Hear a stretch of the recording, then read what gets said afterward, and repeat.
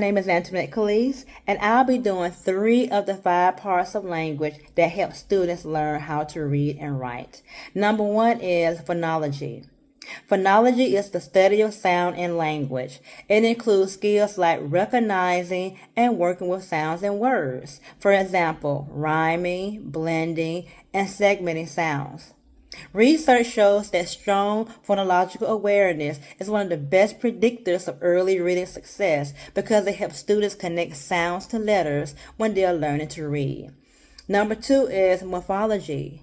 Morphology is the study of word parts such as prefix, suffix, and root words. Understanding morphology helps students figure out the meaning of unfamiliar words. For example, knowing that means not can help a student understand the word unhappy. Research suggests that morphological knowledge supports vocabulary growth, reading comprehension, and spelling. Syntax. Syntax refers to how words are put together to form sentences. It includes grammar and sentence structure. When students understand syntax, they can make sense of sentences while reading and create clear sentences when writing. Research shows that strong syntax skills improve reading comprehension because students can better understand how ideas are organized in a text. Students who develop these skills early are more likely to become confident readers and writers because they can decode words, understand their meaning, and make sense of sentences. Thank you.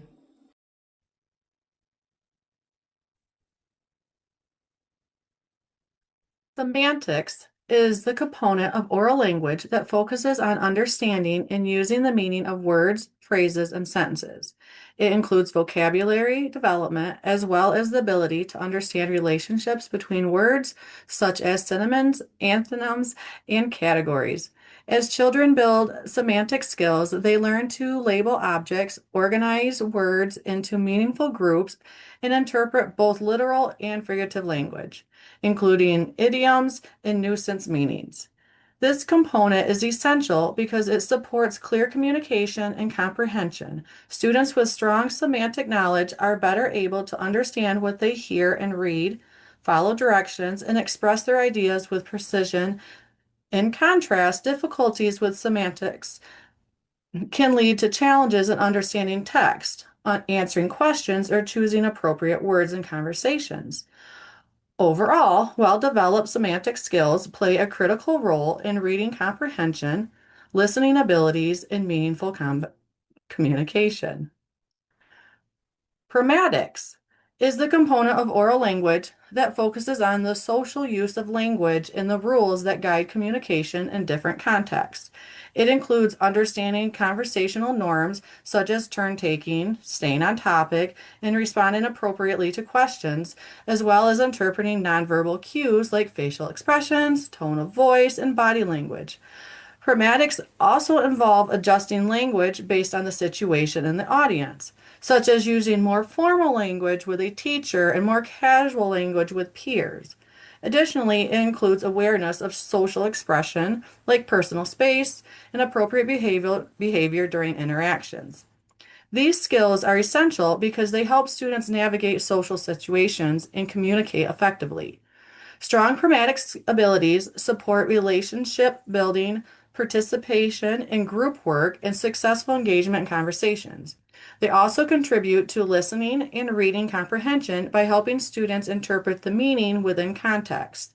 In contrast, students with pragmatic difficulties may struggle to understand social cues, maintain conversations, or collaborate with others, which can impact both social and academic success. Hi, everyone. Today we're going to talk about what research says regarding the foundational components of language and how they predict students' success in developing literacy skills. I've broken it up into 4 parts. Part 1, foundations of language.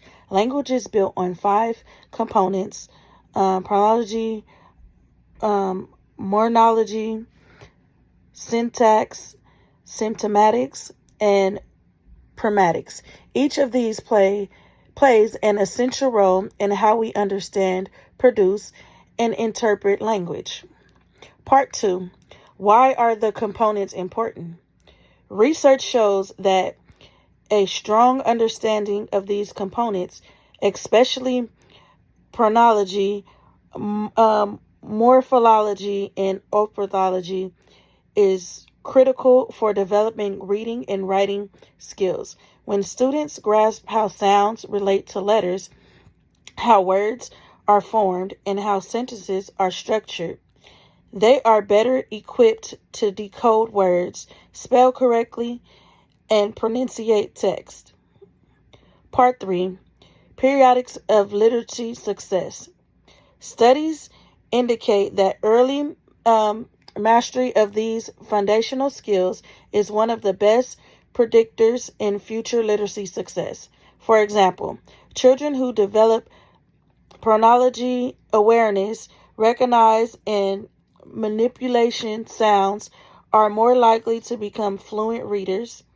Similarly, understand prophonology rules helps with vocabulary growth and spelling. Controversially, difficulties in these areas can lead to reading challenges such as dyslexia or other language-based learning disabilities. Part 4. Particularly implications. What does this mean for educators and parents?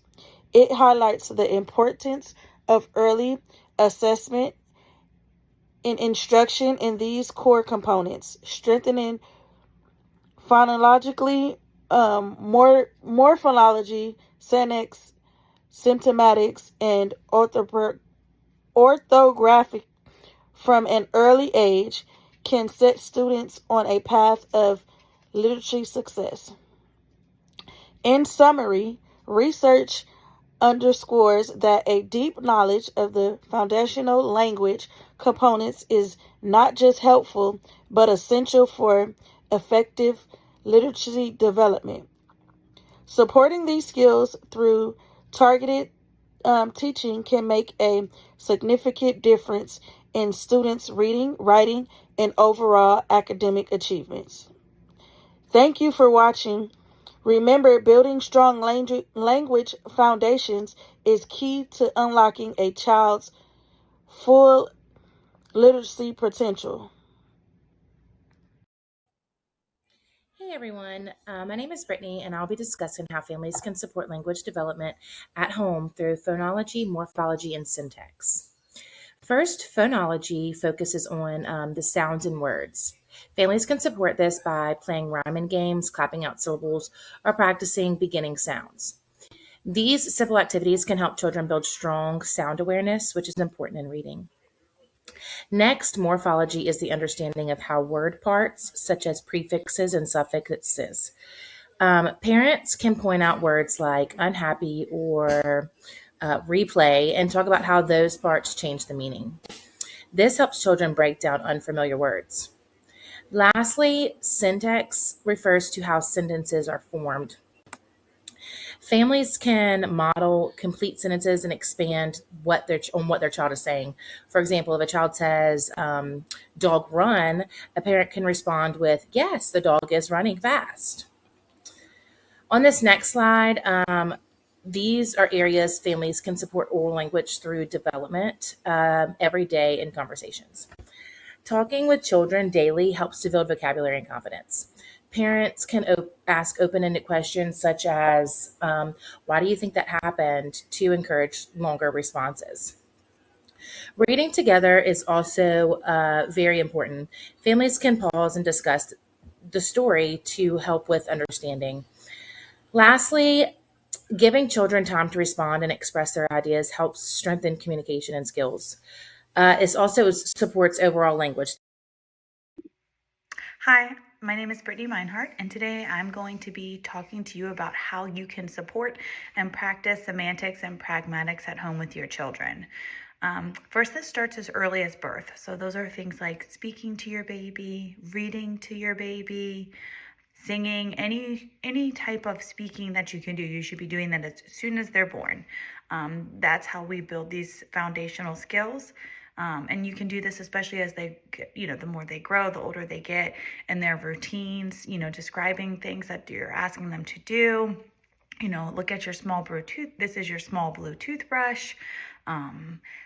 This is a big apple, using language that's descriptive that helps them make those connections.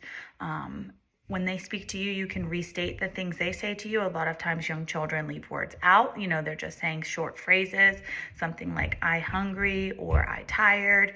You could say, yes, you are hungry. Let's go get something to eat. Oh, you are tired. I think it's getting close to bedtime. You can rephrase what they're saying with added words to help them build those sentences. Read stories. Make sure when you're reading stories, you're asking them questions, helping them understand, pointing out words that you think they don't know or they haven't heard. You might read that the boy was baffled. Well, do you know what that means? Explain what that means. He was surprised. He was shocked. During meals, again, things like descriptive words. Is your dinner hot or cold? My dinner is very hot. Just building that communication with your children. Pragmatics at home, make sure when they're speaking, we're taking turns in conversation. So that starts again as early as birth. When your baby is cooing or making noises, you pause while they make noises, and then you speak to them or sing to them. You pause, giving them the opportunity to speak back. So just teaching them those conversational skills early on and continuing that, making sure that we're not interrupting and showing them what conversations look like. Always using appropriate and polite language when we're speaking, showing them, may I please have the ball? Would you like me to play with you? Those things. Also playing games. Children learn through play. So playing games that require communication, teamwork, building skills like that. Try to play with them and communicate with them. It's all about how we speak to and interact with our children. So these are just some ways that you can practice the semantics and pragmatics at home with your children. Thank you.